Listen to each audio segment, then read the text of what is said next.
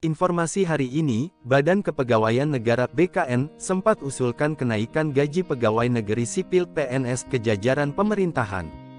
Usulan soal kenaikan gaji PNS tersebut sudah dilayangkan BKN sejak tahun 2018 lengkap dengan skema kenaikannya.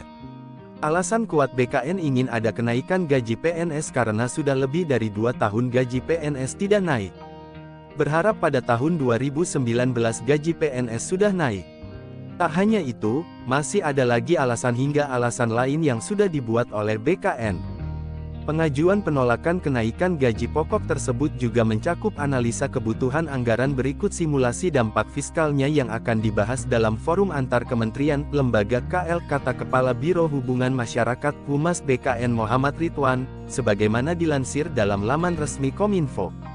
Adapun aturan tersebut diatur dalam PP Nomor 15 Tahun 2019 Perubahan ke-18 di atas Peraturan Pemerintah Nomor 7 Tahun 1977 tentang Peraturan Gaji Pegawai Negeri Sipil (PNS). Sejak terbitnya PP tersebut, akhirnya gaji pensiun naik dan berubah menjadi sebagaimana berikut ini. Golongan I, lulusan SD dan SMA. Golongan 1A, 1.560.800 hingga 2.335.800.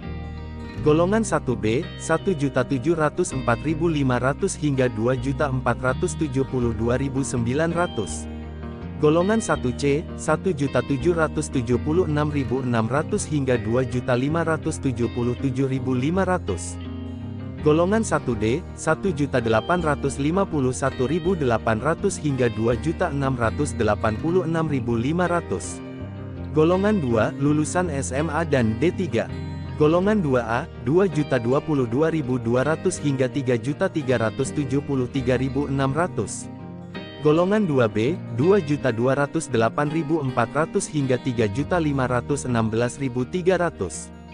Golongan 2C, 2.301.800 hingga 3.665.000. Golongan 2D, 2.399.200 hingga 3.820.000. Golongan 3, lulusan S1 sampai dengan S3.